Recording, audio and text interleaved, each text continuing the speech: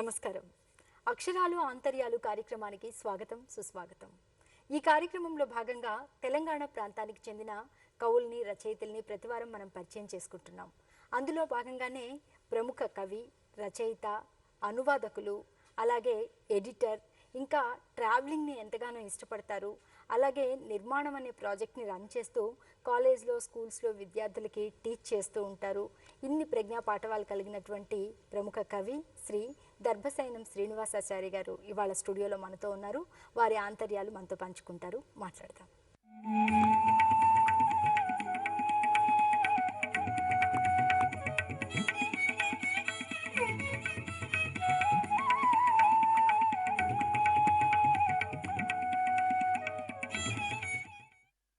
నమస్తే అండి. నమస్కారం అండి. మీ పేరే చాలా కష్టంగా ఉంది పలకడానికి, దర్భసైనం శ్రీనివాసాచార్య గారు. అందులోనే మీరు రకరకాల కళల్లో ప్రవేశం కలిగి ఉన్నారు. కవి, అలాగే వక్త అన్నారు, సంపాదకులు అన్నారు, అనువాదకులు అన్నారు, ఇంకా ట్రావెలింగ్ ఎక్కువ ఇష్టపడతానన్నారు. ఇన్ని రంగాల్లో ప్రవేశం కలగడానికి వెనుక కారణం ఏంటి? అసలు నేపథ్యం ఏంటి? ఎలాంటి నేపథ్యం నుంచి మీరు వచ్చారు? నేను పల్లెటూరు నుంచి వచ్చిన వాడిని. సో అంటే పొలాల మధ్య జన్మెత్తిన వాడిని. ఒక ఉపాధ్యాయ కుటుంబం నుంచి వచ్చిన వాడిని. మా నాయనగారు ఉపాధ్యాయుడు. సో మా నాయనగారు ఉపాధ్యాయుడు ఉండడం వల్ల చాలా ఊళ్ళు తిరగాల్సి వచ్చేది, బదిలీల వల్ల, ట్రాన్స్ఫర్స్ వల్ల. అట్లా ఊళ్ళు తిరగడం అనేది నాకు చిన్నప్పుడు నా మైండ్లో ఫిక్స్ అయిపోయింది. అట్లా ఊళ్ళు తిరగడంలో నేను ఆనందించాను కూడా.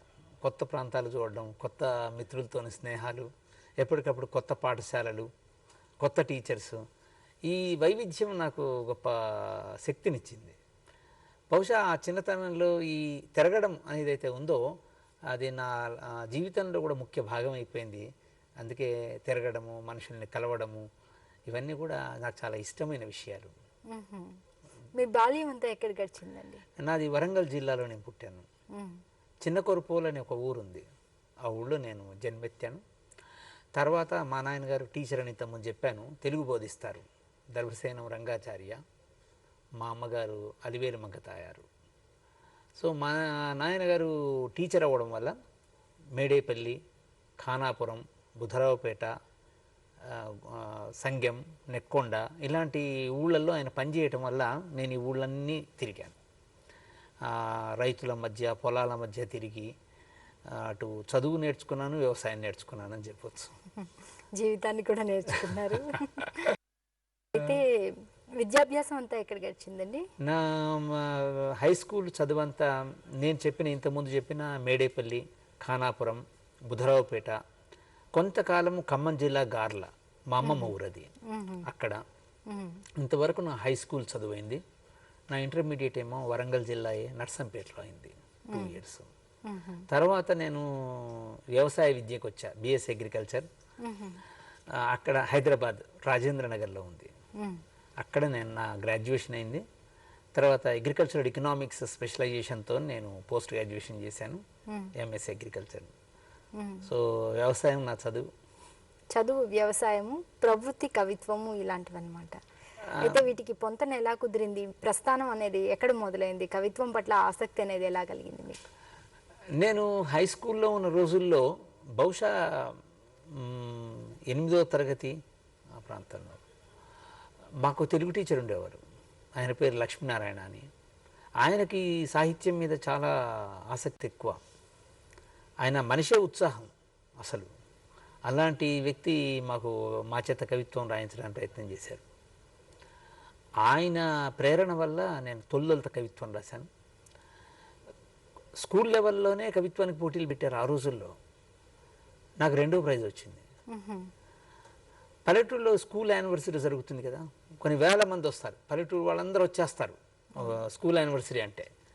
కొన్ని వేల మంది ముందు మా టీచర్ నాకు అవకాశం ఇచ్చాడు కవిత్వం చదవడానికి. అట్లా నేను మొట్టమొదటి కొన్ని వేల మంది ముందు కవిత్వం చదవడం అనేది గొప్ప జ్ఞాపకం. నాకు అది గొప్ప జ్ఞాపకమే కాకుండా గొప్ప స్ఫూర్తి. కనెక్ట్ అయిపోయాను దానికి.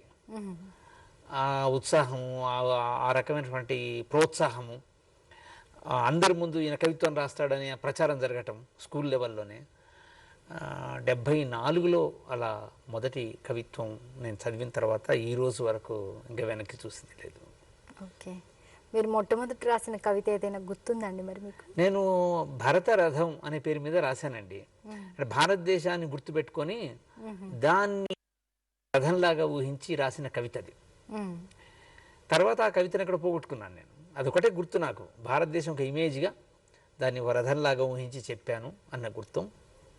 దాంతోపాటే రెండో పోయం అదే స్కూల్ లెవెల్లో సస్యశ్యామలం అని రాశాను. అది సెటైర్ రాశాను. అంటే మనం మామూలుగా సస్యశ్యామలం అంటుంటాం కానీ దేశ పరిస్థితి అంత సస్యశ్యామలంగా లేదు అని జీవితంలో ఉన్న ఇబ్బందుల గురించి దాన్ని రాశాను. ఆయన టీచర్ దాన్ని అన్ని క్లాసులకు వెళ్ళి వినిపించేవారు. ఆ రోజులలో అది పెద్ద జోష్ అన్నమాట. విద్యార్థిగా ఉంటే కవిని వినిపించుకోవడం ఇంకంతకంటే ఉంది. అవును. అది మరి ఎవరి వల్ల మీరు ఇన్స్పైర్ అయ్యారండి? మీకు ఏమైనా ఇన్స్పిరేషన్ ఉండి ఇలా కవిత్వం రాయాలని అనుకున్నారా? ఎస్. మా బావగారు ఉన్నారు రంగాచార్య అని.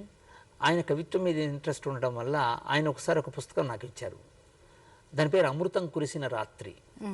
దాన్ని దేవరకొండ బాలగంగాధర్ తిలక్ గారు రాశారు. అది చదివాకనే నేను పోయిట్ని అయ్యాను. తిలక్ నన్ను ఆవహించాడు ఒక మాట చెప్పాలంటే. ఇంకొక మాట చెప్పాలంటే తిలక్ నన్ను హాంట్ చేస్తాడు. నేను ఇప్పటికీ ప్రతి సంవత్సరం ఆ పుస్తకాన్ని చదువుతాను. గొప్ప కవిత్వం ఉన్న పుస్తకం అవ్వడం వల్ల అది నన్ను కనెక్ట్ అయింది. జీవితంలో రాస్తే కవిత్వం రాయాలి అనిపించేంత గొప్ప ఉత్సాహాన్ని ప్రేరణ అది నాకు ఇచ్చింది. అది తొలిదొలత పుస్తకం, నన్ను కవిని చేసిన పుస్తకం. తర్వాత నేను దాశరథి అగ్నిధార చదివాను, శ్రీశ్రీ మహాప్రస్థానం చదివాను. ఈ 3 చదవడం ద్వారా నాకు ఒక ఐడియా వచ్చింది కవిత్వం అంటే ఇది అనే దాని మీద. అది కారణం. ఓకే. అలా మీరు 8th క్లాస్లోనే కవితలు రాయడం స్టార్ట్ చేశారు కదా, మరి కవిత్వం సైడ్ చదువు కంటిన్యూ చేయకుండా అగ్రికల్చర్ సైడ్ వెళ్ళడానికి కారణం ఏంటండి? యాక్చువల్గా నాకు కవిత్వం చదువుకోవడానికి రాసుకోవడానికి కావాల్సిన సైడ్ వెళ్ళకుండా అంటే నేను ఇంటర్మీడియట్ 10th అయిపోగానే ఇంటర్మీడియట్ సైన్స్ వైపు వెళ్ళాను. నాకు ఆసక్తి, సైన్స్ మీద చాలా ఆసక్తి అప్పట్లో ఇంటర్మీడియట్లో. ఒకసారి ఇంటర్మీడియట్ సైన్స్ అయిపోయాక నాకు ఆర్ట్స్ మీద శ్రద్ధ కలిగింది ఆశ్చర్యంగా. బహుశా నేను కవిత్వం మీద ఆసక్తి పెరగడం వల్ల నాకు ఆర్ట్స్ మీద శ్రద్ధ కలిగి ఉంటుంది. అయితే నేను పల్లెటూరు నుంచి వచ్చడం వల్ల వ్యవసాయం నాకు కొత్త విషయం కాదు. తర్వాత బీఎస్సీ నాకున్న మార్కుల వల్ల అప్పట్లో క్రేజ్ కదా, మెడిసిన్ చదవాలి, అగ్రికల్చర్ చదవాలి అని పెద్ద క్రేజ్ ఆ రోజుల్లో.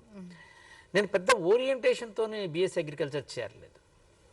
మంచి భవిష్యత్తు ఉంటుంది, మంచి చదువు చదివితే మంచి భవిష్యత్తు ఉంటుందనే దృష్టితోనే తప్ప నా చాయిస్ వల్ల వెళ్ళింది కాదది. ఒకసారి నేను అగ్రికల్చర్లో చేరిన తర్వాత నేను కనెక్ట్ అయిపోయాను. ఆ చదువు, ఆ వ్యవసాయం నేను చిన్నప్పటి నుంచి చూసింది, నాకు ప్రేమ దాని పట్ల. ఆ తర్వాత నేను కవిత్వాన్ని ఊహించడానికి, రాయడానికి మంచి వాతావరణం దొరికింది. హైదరాబాద్లో అగ్రికల్చర్ కాలేజ్ క్యాంపస్ చాలా విశాలంగా ఉంటుంది, కొన్ని 100 ఎకరాలు ఉంటుంది. హాయిగా తిరగొచ్చు అనమాట. దాంట్లో వెళ్ళి తిరుగుతూ ఉంటే ఆ కవిత్వానికి సంబంధించినటువంటి ఒక వాతావరణం అక్కడ మనకు ఏర్పడింది. అదే సమయంలో నాకు ఆర్ట్స్ మీద ప్రేమ కలిగింది. నేను బేస్ అగ్రికల్చర్ ఉండగానే. అందుకే నేను ఆర్ట్స్కి సంబంధం ఉన్న ఎకనామిక్స్తోని పీజీ చేశాను, వ్యవసాయ ఆర్థిక శాస్త్రంతో. సో అటు సైన్స్ చదువుతూనే నాకు ఆర్ట్స్ పట్ల ప్రేమ కలిగింది. తర్వాత నాకు ఇష్టమైన ఫిలాసఫీ, సైకాలజీ, లిటరేచరు, సోషియాలజీ ఇవన్నీ నేను డెవలప్ చేసుకున్నాను. సో నాకు ఇష్టమైన క్షేత్రం అంటే మా కాలేజ్. అవును.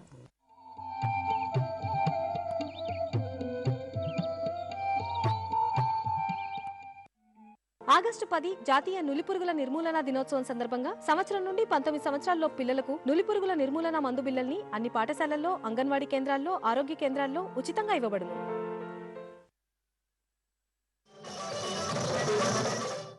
రారా కృష్ణయ్య, రారా కృష్ణయ్య, దీనులను కాపాడా రారా కృష్ణయ్య. రారా కృష్ణయ్య, రారా కృష్ణయ్య, దీనులను కాపాడా రారా కృష్ణయ్య. రారా కృష్ణయ్య, రారా కృష్ణయ్య, గడసరి కృష్ణయ్య, గోపెమ్మ సొగసరి గోపెమ్మ. కృష్ణయ్య, గడసరి కృష్ణయ్య, గోపెమ్మ సొగసరి గోపెమ్మ. చీర దొంగిలించి అయ్యో చిటారు కొమ్మన ఉన్నావు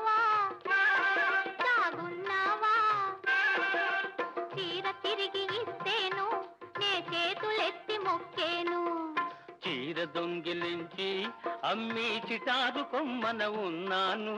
ఇలాగే ఇలాగే ఉండని హృదయమునే పరవశమై పరవశమే పండని.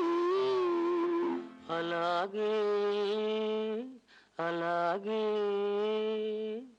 అలాగే అలాగే చూడని మనలోని అణువణువే అనురాగము పాడని. దులపర బుల్లోడా దుమ్ము దులపర బుల్లోడా చిలిపి కళ్ళతో షికార్లు కొట్టే మలపరాములను పిలకబట్టుకొని 1 2 3 చెప్పి దులపర బుల్లోడా దుమ్ము దులపర బుల్లోడా చిలిపి కళ్ళతో షికార్లు కొట్టే మలపరాములను పిలకబట్టుకొని దులపర బుల్లోడా.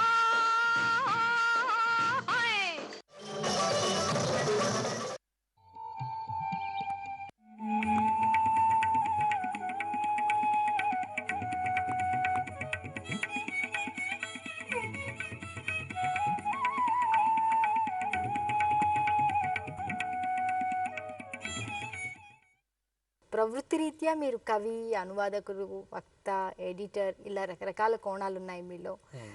వృత్తి రీత్యా ఏంటండి? నేను నా ఎంఎస్సీ అగ్రికల్చర్ చేయగానే నాకు బ్యాంకులో ఉద్యోగం వచ్చింది. ఆంధ్ర బ్యాంకులో ప్రొబేషనరీ ఆఫీసర్గా. దాంట్లో చేరాను నేను.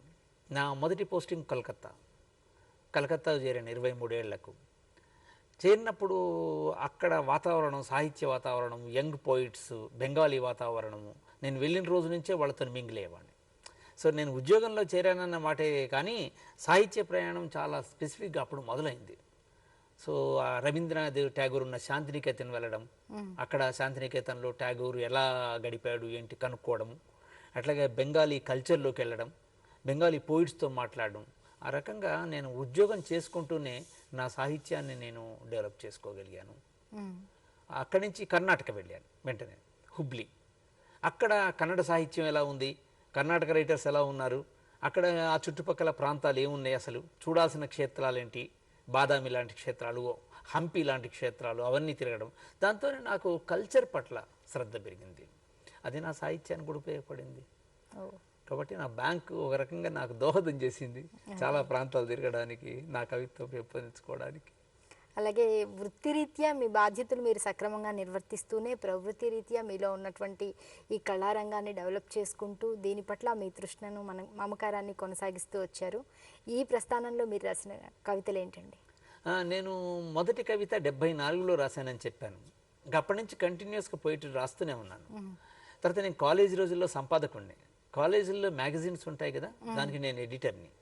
సో ఆ రకంగా అప్పుడు కూడా కవిత్వం రాయటము, లాన్స్ లోపల మిగతా నా కలీగ్స్ అందరినీ కూర్చోబెట్టి తిలక్ కవిత్వాన్ని వినిపించటము, దాశరథి కవిత్వాన్ని వినిపించడం, శ్రీశ్రీ కవిత్వాన్ని వినిపించడం, అంటే సాహిత్యాన్ని నేను అట్లా వ్యాప్తి చెందించేవాడిని కాలేజీ రోజుల లోపల.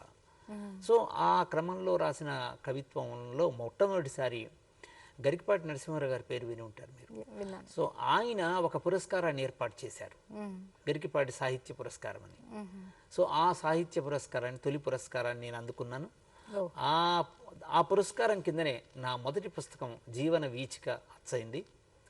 దాన్ని కళావేత్త, గొప్ప వ్యక్తి సంజీవ్ దేవ్ గారు దాన్ని ఆవిష్కరించారు తెనాల్లో. అది నా మొదటి సంపుటి. అప్పటి నుంచి ఇప్పటి వరకు 10 సంపుట్లు వేశాను. జీవన వీచిక నా మొదటిది. దాని తర్వాత ప్రవాహం అని ఒకటి వేశాను. తర్వాత ముఖాముఖం, వేళ్ళు మాట్లాడే వేళ, ఆట, నాగటి చాళ్ళు, నేలగంధం, పొలంగొంతుక, ఇవన్నీ నా కవితా సంపుటిల పేర్లు. వీటిలో మీకు బాగా గుర్తింపు తీసుకొచ్చినవి, పేరు తీసుకొచ్చినవి ఏంటండి? దాదాపు ప్రతి పుస్తకం కూడా నాకెంతో అంత తృప్తినిచ్చింది. ఆ మాటకు వస్తే ప్రతి కవిత కూడా దాదాపు అన్ని పుస్తకాలకు పురస్కారాలు వచ్చాయి నాకు. కాబట్టి అన్ని పుస్తకాలకు పేరు వచ్చింది. ప్రతి ప్రాంతంలో దాన్ని సాహితీవేత్తలు, సాహిత్యాభిమానులు చదవటం, దానివల్ల ప్రతి పుస్తకానికి అంతో ఇంతో జీవన వీచిక నుంచి మొన్న నేను వేసిన పొల్లంకొంతుక వరకు నా పుస్తకాలన్నీ కూడా అంతే పేరు తీసుకొచ్చాయి. అయితే దాంట్లో ముఖ్యంగా నాగటి చాళ్ళు అనే పుస్తకం ఇంకా ఎక్కువ వ్యాప్తి చెందింది. అది దాంట్లో నేను వ్యవసాయాన్ని గురించి రాసిన కవిత్వం కావచ్చు, మానవ సంబంధాల గురించి రాసిన కవిత్వం కావచ్చు, బహుశా దానివల్ల నాకు ఎక్కువ పేరు వచ్చిందేమో అనిపిస్తుంది. ఓకే, మీరు రాసిన కవితల్లో మీకు బాగా నచ్చింది ఒకసారి మా ప్రేక్షకుల కోసం చదివి వినిపిస్తారా? నేను బేసికల్గా రైతు కవిని. అంటే నాకు వ్యవసాయం అంటే చాలా ఇష్టం. వ్యవసాయాన్ని కళ్ళారా చూసిన వాడిని నా జీవితంలో. తర్వాత ఈ దేశాన్ని కూడా వ్యవసాయ దేశం అని నా అభిప్రాయం ఇవాళకి కూడా. నేను ఒక చోట అడిగారు నన్ను, ఎప్పుడు రైతుల గురించి రాస్తారేంటండి అని అన్నారు. ఆ రాత్రి ఒక కవిత రాసి తెల్లవారి కవి సమ్మేళనంలో వినిపించాను. చాలా చిన్న కవిత ఇది. ఎన్నాళ్ళు రాస్తారయ్యా పొలాల మీద కవిత్వం, ఎన్నాళ్ళు రాస్తారయ్యా పొలాల మీద కవిత్వం, నేలను రైతన్న దున్నినంతకాలం, మెతుకు బతికినంతకాలం అని ఆ పోయం రాయటం జరిగింది. చాలా బాగుందండి. అట్లా చిన్న పోయమ్స్ దగ్గర నుంచి చాలా పెద్ద పోయమ్స్ 100 లైన్ల పోయం దాకా నేను రాసిన సందర్భాలు ఇవన్నీ ఉన్నాయి.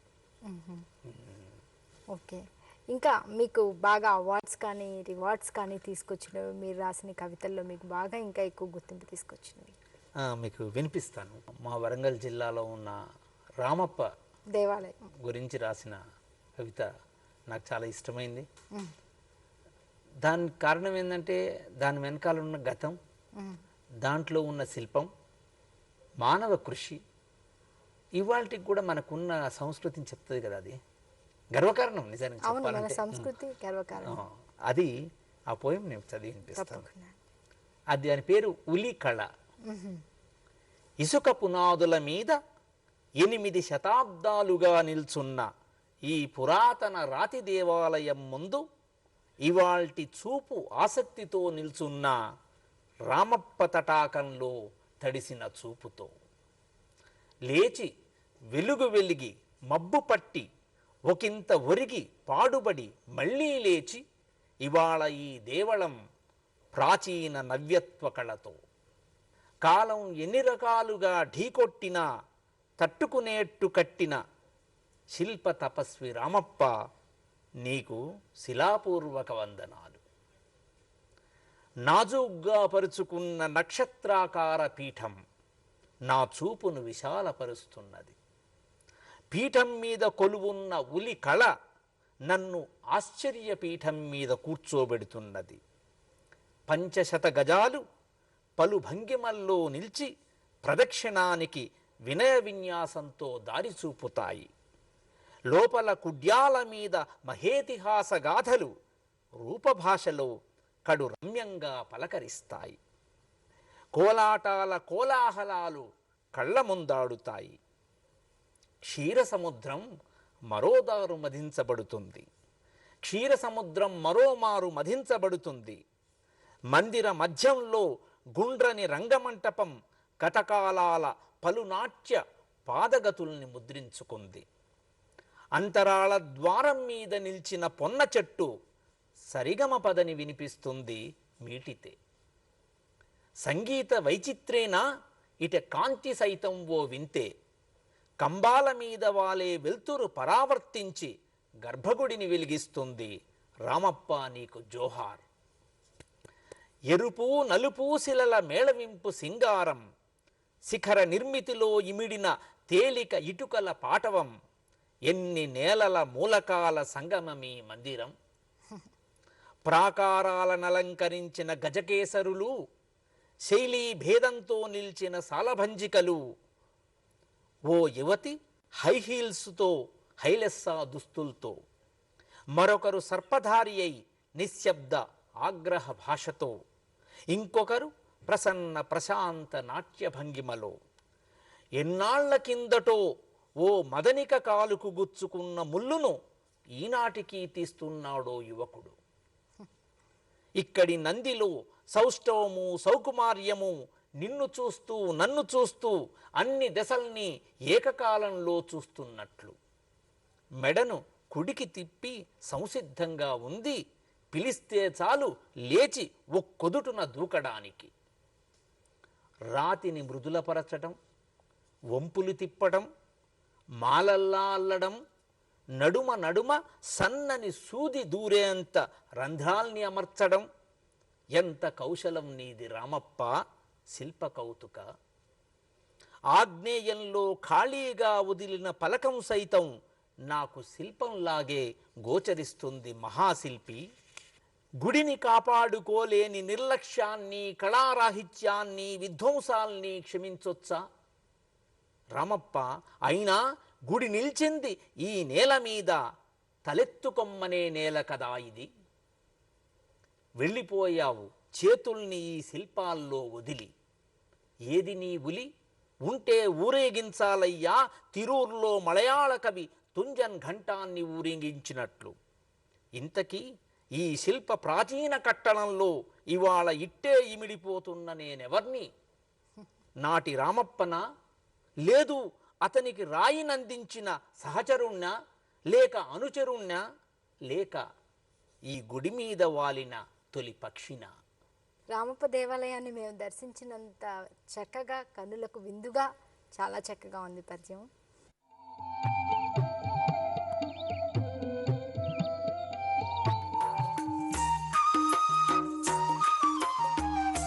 వ్యవసాయం అంటే దుక్కి దున్నడం మొదలు పంట కోతల వరకు రైతన్నలు పడే నిరంతర శ్రమ.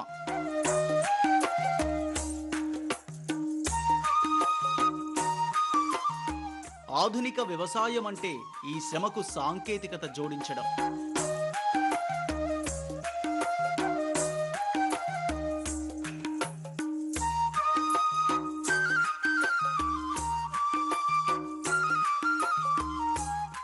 వ్యవసాయంలో వచ్చే నూతన సాంకేతికత, కొత్త వంగడాలు, అధునాతన సేద్య పద్ధతులు, మార్కెట్ ధరలు. మీకోసం అందిస్తున్న మా కార్యక్రమం వ్యవసాయ సమాచారం.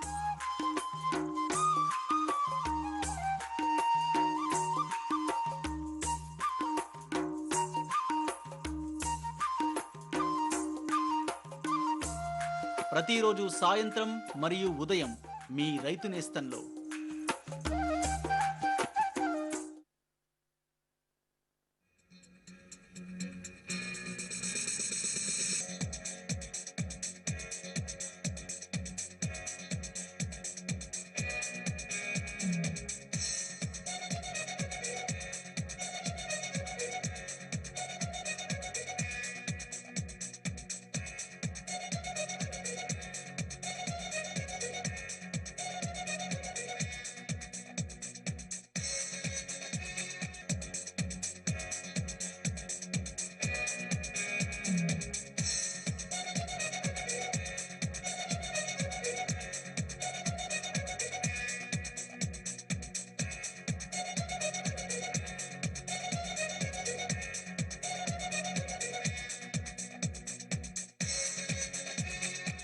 కెరియర్ గైడెన్స్ ప్రతి మంగళవారం మధ్యాహ్నం 2 గంటల నుండి 3 గంటల వరకు ఫోన్ ఇన్ ప్రత్యక్ష ప్రసారం.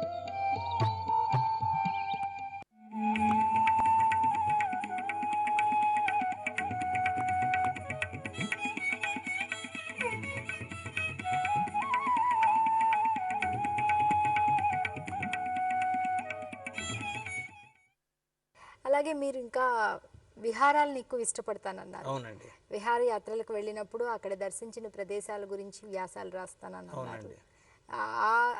ఆ ఇంట్రెస్ట్ అనేది మీకు ఎలా కలిగింది? నేను ఇంతకుముందు చెప్పినట్టుగా నా బాల్యంలో చాలా ప్రాంతాలు తిరగడం వల్ల తల మీద ఇష్టం. నాకేమనిపిస్తుందంటే ఒక్కొక్క ప్రాంతానికి ఒక ప్రత్యేకత ఉంటుందండి. దాన్ని చూడడం వల్ల జీవితాన్ని కొత్తగా చూడొచ్చు. తర్వాత మనకు కొత్త ఆలోచనలు రావడానికి అవకాశం ఉంటుంది. క్రియేటివిటీ పెరుగుతుంది కొత్త ప్రాంతాలు చూస్తే. అనేక కళల యొక్క దర్శనం జరుగుతుంది. ఇప్పుడు ఈ ఊళ్ళో ఉన్నటువంటి శిల్పం ఉన్నట్టు కర్ణాటకలో ఉండదు, కర్ణాటకలో ఉన్నట్టు ఇంకెక్కడో చికాగో అమెరికాలో ఉండదు. మీరు ఇవన్నీ తిరగడం ద్వారా ఏమవుతుందంటే అనేక కళల్ని చూస్తే మన క్రియేటివిటీగా పెరుగుతుంది, జీవితం పట్ల అభిరుచి పెరుగుతుంది, ముఖ్యంగా టేస్ట్ పెరుగుతుంది. అందుకోసమే నాకు ఇష్టం. అందుకనే అనేక ప్రాంతాలు తిరిగినప్పుడల్లా వాటి గురించి కవిత్వం రాశాను. ఇలా ఏ ఏ ప్రాంతాలు దర్శించారు? నేను కోణార్క్ వెళ్ళాను. మన దేశానికి సంబంధించినంత వరకు కోణార్క్ వెళ్ళాను, గౌహతి వెళ్ళాను, గౌహతి మీద పోయం రాశాను. అట్లాగే గోవా వెళ్ళి గోవా మీద కవిత్వం రాశాను. హిమాచల్ ప్రదేశ్ వెళ్ళి హిమాచల్ మీద రాశాను. అజంతా గుహల్ని దర్శించి అజంతా గుహల మీద రాశాను. తాజ్మహల్ మీద రాశాను. మసోరి మీద రాశాను. అట్లాగే గంగా నది మీద ఉన్నటువంటి వంతెనల గురించి రాశాను. అట్లాగే అక్కడ గంగా నదికి హారతి పడతారు ప్రతి సాయంత్రం. ఆ నదికి పెట్టే హారతి మీద కవిత్వం రాశాను. అట్లాగే క్రితం సంవత్సరం అమెరికాకు వెళ్ళినప్పుడు నేను దర్శించిన ప్రాంతాలు, చికాగోలో నేను చూసిన అనేక ప్రాంతాలు, వాటన్నిటి మీద కూడా నేను కవిత్వం రాశాను. అంటే ఎక్కడికి వెళ్ళినా దాన్ని కవిత్వం చేయడం నాకు ఇష్టం. అట్లా మళ్ళీ నేను దాన్ని దర్శించుకోవడానికి వీలుంటుందని. అలాగే మీరు యూనివర్సిటీస్లో, కాలేజెస్లో, స్కూల్స్లో టీచ్ చేస్తానన్నారు. దానికి సంబంధించిన వివరాలు చెప్పండి. బాటసారి పదాలు అనే పేరుతో చిన్న చిన్న కవితలు పిల్లల కోసం రాశాను. వీటిని చెబుతూ అట్లాగే జీవితం గురించి చెబుతూ పిల్లల్ని కొంచెం వృద్ధి చేయాలనే ఉద్దేశంతో 2 ఏళ్ల క్రితం నిర్మాణం అనే ప్రాజెక్టు నేను స్టార్ట్ చేశాను. నా ఖాళీ సమయాల్లో పాఠశాలలకు, కళాశాలలకు, విశ్వవిద్యాలయాలకు వెళ్ళి పిల్లలను అడ్రస్ చేస్తూ వాళ్ళకి జీవితానికి సంబంధించిన ఒక అవగాహన నేర్పించడానికి, ముఖ్యంగా కళల పట్ల ఒక అభిరుచి. ఉదాహరణకు చెట్టు గురించి పిల్లలకు అర్థం కావాలి. అది ఎట్లా చెప్పానంటే, చెట్టు పచ్చని జెండా, చెట్టు పచ్చని జెండా, దయే దాని ఎద నిండా. చెట్టు నిండా దయే ఉంటుంది. అది మనకు అది నీడ ఇస్తుంది, పట్టు ఇస్తుంది, ఫలాన్ని ఇస్తుంది, కాంతిని ఇస్తుంది, సౌందర్యాన్ని ఇస్తుంది, వ్యాప్తిని ఇస్తుంది. అది కదా, దాని నిండా దయే ఉంటది. ఈ దయ మాట పిల్లలకు తెలుసు కదా. చెట్టు పచ్చని జెండా, దయే దాని ఎద నిండా, ఇవ్వడమే ఎజెండా ఓ బాటసారి. అంటే దానికి ఇవ్వడం మాత్రమే తెలుస్తుంది అని మనం చెప్పడం. దాని ద్వారా మనం చెప్పేది అంటే పిల్లలకు ఇచ్చే లక్షణాన్ని మరి తెలుసుకోండి, తీసుకోవడమే కాకుండా అని ఫిలాసఫీ చెప్పినట్టు ఉంటుంది. తర్వాత చెట్టుని ఇట్లా చెప్పొచ్చు అనే ఆలోచన ఉంటుంది. అట్లాగే ఇమాజినేషన్స్, ఊహాశక్తి ఎంత దాకా పోవచ్చు అనే దానికి, ఆకాశం దాకా సాగి ఆ చుక్కల దగ్గర ఆగి, ఆకాశం దాకా సాగి ఆ చుక్కల దగ్గర ఆగి, తిరిగిరా కాంతి తాగి ఓ బాటసారి. అంటే ఊహాశక్తిని అట్లా పెంచుకొని ఔన్నత్యం ఉండాలి మన ఆలోచనల్లో. ఇట్లాంటి బాటసారి పదాలు కూడా నేను పిల్లలకు వినిపించి అలా కనెక్ట్ అయ్యి వాళ్ళలో సాహిత్యాభిరుచిని పెంచడం. రాబోయే కవులకు, అనువాదకులు, వక్తలు ఇలా కావాలనుకునే వాళ్లకు మీరు ఇచ్చే సలహాలు, సూచనలు ఏంటి? నేను అనుకునేది ఏంటంటే, ప్రతి మనిషిలో ఒక కళాభిరుచి ఉంటుందండి. కళాభిరుచి అంటే కళాభినివేశం ఉంటుంది. కళాభినివేశం దాన్ని వాడుకొని ప్రతి వ్యక్తి ఒక కళాప్రియుడు కావాలి. ఏదో ఒక కళ, అది సంగీతమో, సాహిత్యమో, చిత్రకళో, గానమో, ఏదో ఒకటి ఉంటే జీవితంలో నిరాశాజనకమైన క్షణాలు తక్కువ ఉంటాయి. ఒత్తిళ్లను అధిగమించే శక్తి పెరుగుతుంది. చిన్న చిన్న వాటికి చితికిపోయేంతటువంటి ఒక రకమైన ధోరణి తగ్గి జీవితం విశాలవంతం అవుతుంది. తర్వాత ప్రకృతి మనకు అర్థం అవుతుంది.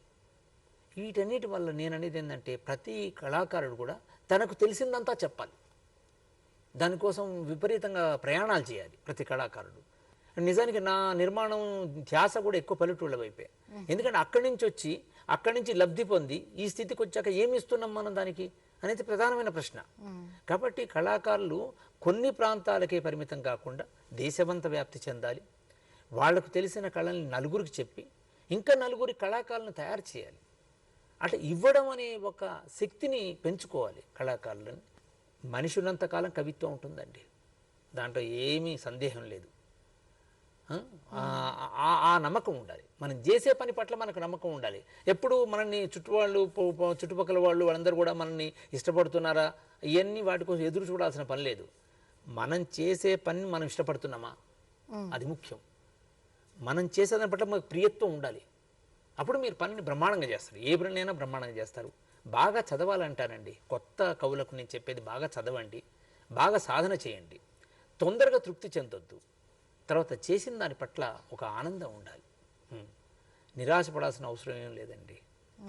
అప్పుడు మాత్రమే మనం సమాజానికి నిజమైనది ఇవ్వగలుగుతాము. ఓకే అండి, అసలు భిన్న కోణాలు ఉన్నాయి మీలో. అలాగే ఒక దాని పట్ల ఆసక్తి ఉండడమే కాదు, అనుక్షణం ఆ రంగంలో కృషి చేయాలి, దాని గురించి తెలుసుకోవాలి, నిరంతర సాధన చేయాలి అనే విషయాలు మీ ఆంతరంగం చాలా చక్కగా మాతో పంచుకున్నారు. ధన్యవాదాలు. నాకు కూడా మీ ఈ కార్యక్రమం ద్వారా నా అంతరంగాన్ని మళ్ళీ నేను చూసుకోవడానికి వీలు పడింది, ఆవిష్కరించుకోవడానికి వీలు పడింది. చాలా సంతోషం. నమస్కారం. Thank you.